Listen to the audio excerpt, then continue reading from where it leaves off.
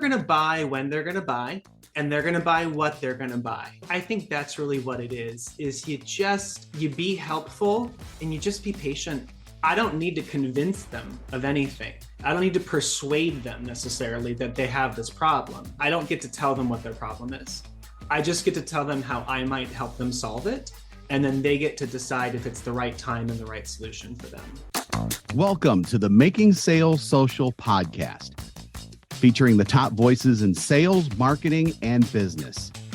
Join Bryn Tillman and me, Bob Woods, as we each bring you the best tips and strategies our guests are teaching their clients, so you can leverage them for your own virtual and social selling.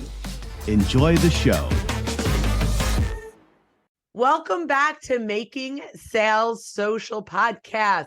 You know, I have mentioned that a few weeks ago, I was in Vegas for Sales 3.0 CRO Summit. That's Chief Revenue Officer Summit. And it was an amazing event. I got to speak. I got to learn new tools that I'm using. But my favorite thing was really the people, the quality of people that I got to meet. And today, our guest is one of them. Phil Putnam is a career and life coach who helps people of all levels navigate their relationship with employment. Today, we're going to talk about how salespeople can fit into that, how salespeople can navigate their relationship with their employer. The only thing that Phil loves more than talking is listening. Phil, welcome to Making Sales Social. Thank you so much. I also love to laugh, so thank you for making me laugh. Yes. You know, there is science behind people that laugh are happier. Yeah. So, and it's not just they're happier so they laugh, but laughing creates a chemical happiness in our bodies. So, what a wonderful way to start this. That's great.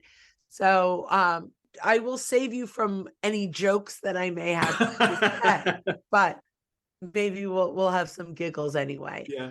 So we ask all of our guests the first question, which is, what does making sales social mean to you? I think it's making it conversational. It's being patient. It's just, people are going to buy when they're going to buy, and they're going to buy what they're going to buy. Right.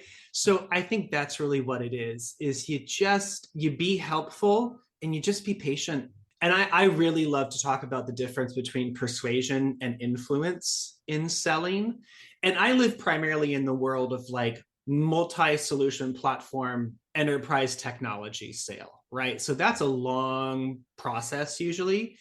But no one gets into that process as a buyer unless they're certain of the problem they need to solve and that it's worth solving. So people are going to buy when they're going to buy, and they're going to buy what they're going to buy. Right. So I think that's really what it is you be helpful and you just be patient.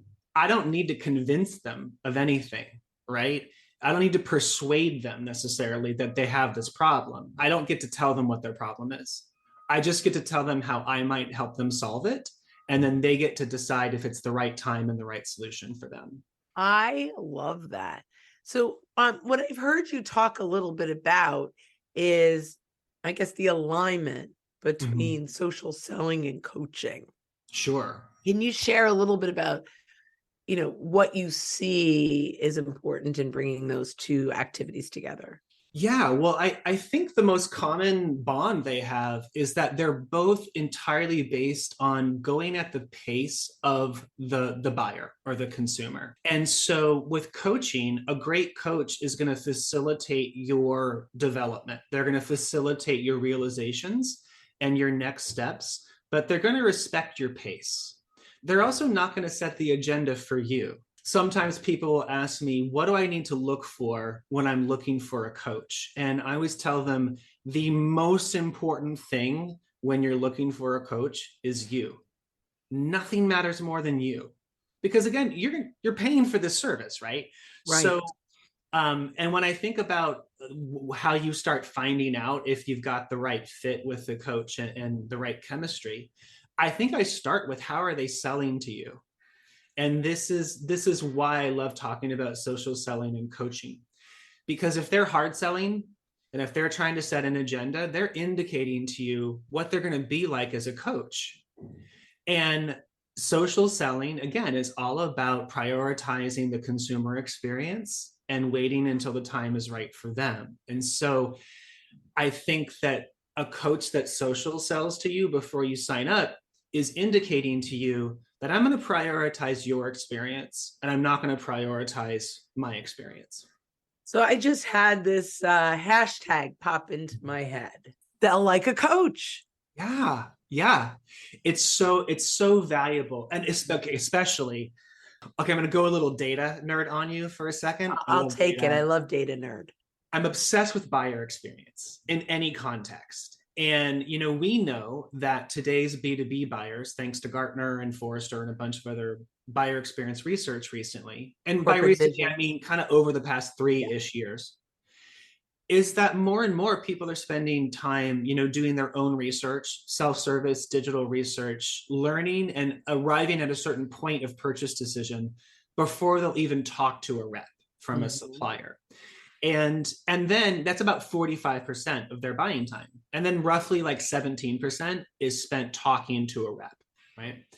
So that tells us the buyer is insisting at going at their own pace and having more control over their experience than they ever had before. And then also, oh no, I lost my train of thought on the also. So I'll just stop there. But the point is that like if you can relate to what the buyer wants, then you're going to be a much more effective guide for them through the buying experience. That is coaching. You're coaching your buyer to a certain outcome, right? I love that. It's funny. One of the things we talk about content Mhm. is stop telling your prospects what you want them to know and Yeah. start sharing what they want to hear or what they want to Yeah. consume, right? And I feel like that's a perfect alignment with this. So Yeah. I love that. So, you're a coach, but you're Mhm. really this partner with folks Mhm. who are struggling with their relationship and employment. Yeah. So talk a little bit specifically for high performing sales people Sure. that are struggling with either the culture of their environment, the Mhm. change of, like, I have a client who was killing it. New Mhm. guy comes in and they changed his whole territory. So Yeah. his whole pipeline is now for someone else, right? Sure. So what do you do how do you help these people navigate this issue? Sure. Yeah. What I really am interested in most when I'm working with a coaching client is what is their level of peace of mind. That to me is the most important thing, because that becomes the arena in which whatever is happening at work and life can actually get addressed. And my whole approach and my whole heartbeat for everybody is that we can get the life we want from the work that we do. I think that's why we work. Like, I care if my employers are successful, but that's not what I care about most. I care most about getting the life I want. And that's why I work. And I think that's true for all humans. So I want to know, yeah, I want to know the details of what's happening in your work environment. But most, I want to know, how is that actually impacting your life experience? Because I think that is really where you start to get into if this person is getting what they want in exchange for the value they're giving to their employer. And once we can sort of suss that out, we can make some really effective action plans for how do you hold on to the peace of mind that you have, and how do you, increase that, and then how do you take steps to reduce the things that are taking away your peace of mind. So I love that. When we talk about your relationship with employment, Mhm. expand on that. Like Sure. what does that truly mean to a salesperson or a marketing person or a BDR? beyond that, this is a place I show up, I do my job, I get a paycheck. What is the Yeah, relationship? sure. I think the relationship is that there's two parties in the relationship. There is the employer or employment as a reality in your life, and there's you. And one of those two parties is going to be the priority. And if the goal is to get the life you want from the work you do, I think you should make yourself the priority. But almost every message we receive from any employer says, make us the priority. And you need us because you need a paycheck. You need us to survive. And let me tell you, if you want to really kind of control a human, there's no better basis to appeal to than our survival instinct. Like it is hard coded into us. And then in today's world, it really is mostly expressed in our relationship with employment because that's how we get the resources we need to survive and enjoy our life. So at the heart of it, I think it's a matter of, are you prioritizing yourself in your experience of employment and getting the life that you want, or are you prioritizing your employer and their success? And the reason why I fixate on this is because I find that unless we become conscious of it, we default to prioritizing the employer. How do we find that balance where we can focus on us and not upset the employer and still perform for the employer? Totally. So our ability to perform, I think, is really more just a matter of our skills and then the context in which we can express them and how much friction is being added by our work environment between our skills and their ability to produce outcomes, right? So that's what I think performance is about. Looking to up your LinkedIn game? The Social Sales Link team has you covered with our LinkedIn Sales Accelerator, a guided social selling program that includes training, coaching, and so much more. Visit socialsaleslink.com/in for more details.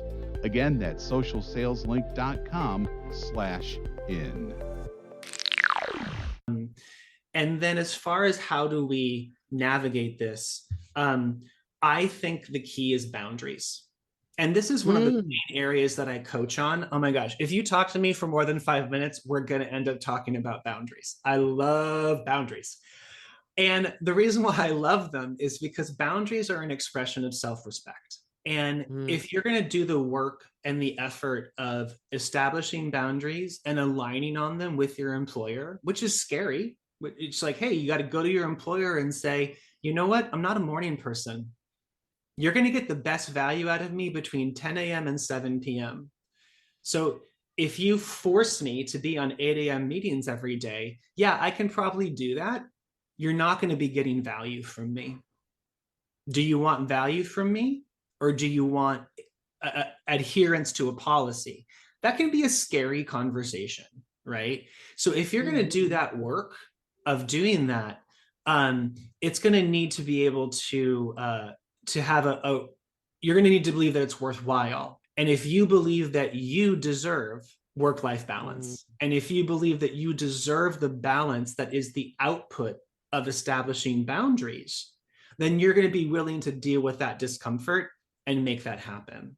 So I really do think it's rooted in your view of yourself and what you believe you're worth and what you believe you deserve.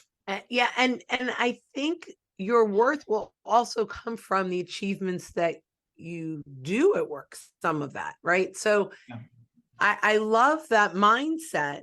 Yeah. Because I want to achieve the best at work. These are my boundaries in order for me to be my best. Yeah. So, it's not, it's interesting. And this is what I'm hearing. And, it's real time. So I'm babbling a little, but what I'm really hearing is work-life flexibility doesn't mean that I'm producing less.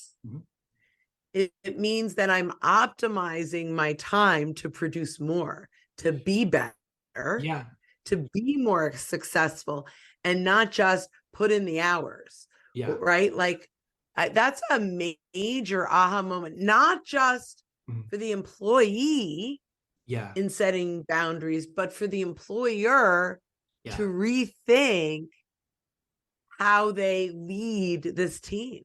Yeah. Ah, And you know, it's funny. I saw a post on LinkedIn from Gary Vaynerchuk, who is one of my favorite leader thinkers, right? I resonate with him so much, how human centered he is. And this post he wrote up, was basically saying, as a leader, your job is to stop pressure at your level. It's not to drive it down below you to the people that you lead. And I was like, yes, Gary Vaynerchuk, yes. But pressure stops here. pressure stops here. And so I think that real Yeah. effective leadership is actually leading by increasing your people's peace of mind, not reducing it. And if you can reduce friction between a person and their outcomes, you are benefiting your business. So this Mhm. whole approach of making it as easy as possible for people to have effective boundaries is Mhm. so helpful in a hard business outcome arena as well. And I love calling out the fact that another word for boundaries is alignment. Like Mm. when you align with your leader on what you do and do not do and what actually is and is not important, that's a boundary. That's a form of a boundary. And what It's a I natural boundary. it's yeah, exactly. And Yeah. it calls to light the fact that boundaries are produced by collaboration, right? When you're suffering from a lack of boundaries and a lack of balance, it's kind of isolating and it's easy to feel like this is entirely my fault. Like it's my fault that I don't have balance. So it's my fault or it's my responsibility to solve it on my own. But if the issue is work-life balance, you can't solve that on your own. It has to be a collaboration between you and whoever has purview over how you work at your Mhm. job. Mhm. Mhm. And so I love looking at boundaries as alignment because it highlights the collaboration element of it. So I love, and you have me going, all my thoughts. So what I'm hearing is, don't say, okay, I've set my boundary. I'm going to go to my manager and I'm going to tell them that I am not coming on 8 a.m. calls. Yeah. What I'm going to do is I'm going to have a conversation with them and say, I love what I'm doing. I just want to let you know my prime hours are here. This is where I'm most productive. Yeah. What do you think we can do for me to be able to work in these hours Yeah. and provide the company with my best output, my best Yeah. production? Yeah. And because then what you're saying to them is, I want to give you my best. That's what they're hearing. I mean, Yeah. they're hearing I'm asking for something specific to meet my needs, but what they're really hearing is I want to give you my best and I'm struggling to do that. You could be getting better from me. So I want to partner with you on how to give you my absolute best for the sake of our business. Now I mean, I'm a leader, I lead a team, I lead a business function. That's a message I'm gonna buy into every day, all day. Right. I'm thrilled at that. Right. Yeah.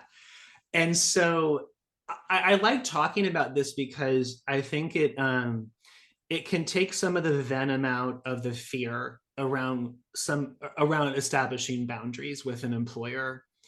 um and or like another classic example is, do I can't stop checking my work email when it's the evening when I'm in family time, and I can't stop myself from responding to those emails.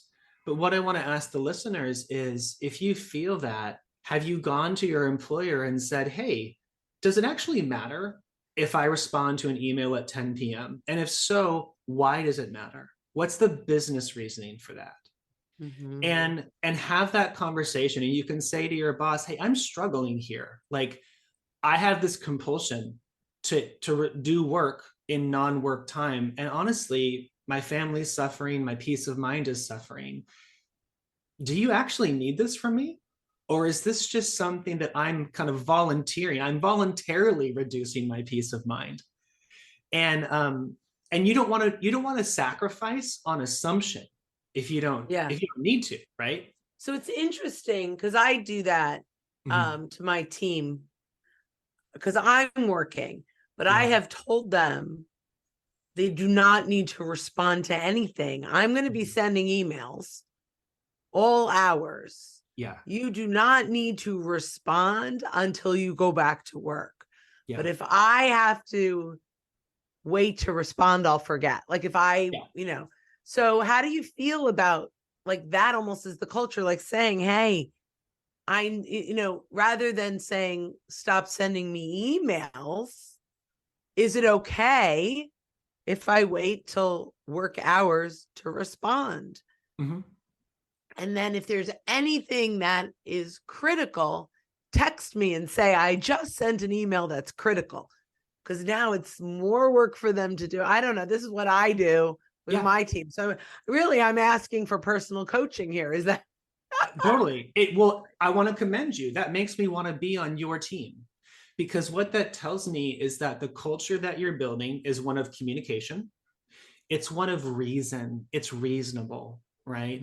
And also what you told me is that you're taking the initiative as the leader to tell people, hey, I don't expect this of you, right? Because it is, as leaders, it is 100% our responsibility to lead the culture.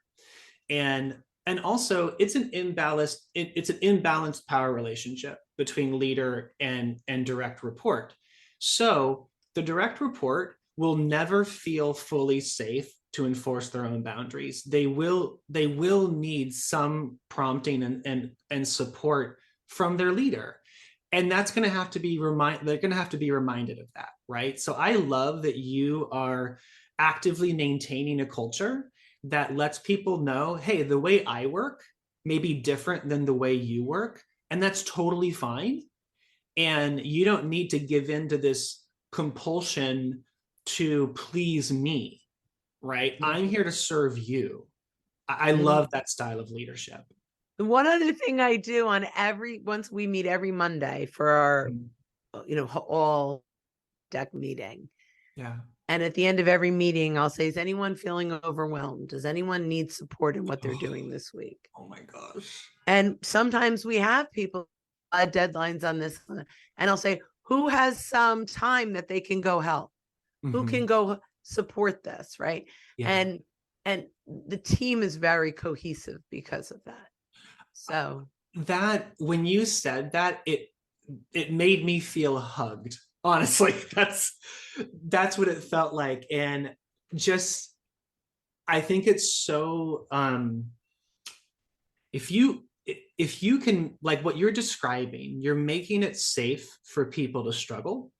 You're making it safe for people to ask for help and get help, and you're facilitating that process for them. Let me tell you, anyone out there who's concerned about attrition and the operational cost that comes along with it, what Bryn just said is the solution for that, or is a major solution for that. Treat your people in a way that makes them want to stay. And I love it. Yeah. If you treat them, if you make them want to stay, you won't have to worry as much about attrition. You'll always worry about it a little bit. But I do this at every organization I work at or I consult at. I don't ask people why they chose to work there. I ask them why they stay. And it gives you so much valuable insight. Yeah. Oh my gosh, I could talk to you all day, but we're going to bring this in and wrap it up. This was so valuable for me. I'm so grateful. I know it's going to bring incredible value to our sales leaders and our sales producers. Like this is great on both levels.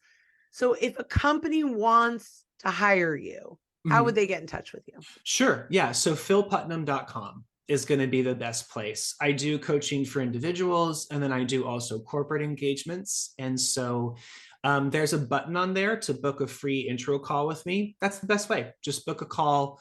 We'll talk through things. It's basically a free coaching session. It's what you and I just did. It was so fun. Yeah. And then if it works for you, then we decide if we want to go further. Yeah. That's great. Well, I cannot thank you enough. Don't miss an episode. Visit socialsaleslink.com/podcast. Leave a review down below. Tell us what you think, what you learned, and what you want to hear from us next. Register for free resources at linkedinlibrary.com. You can also listen to us on Apple Podcasts, Spotify, and Google Play. Visit our website, socialsaleslink.com, for more information.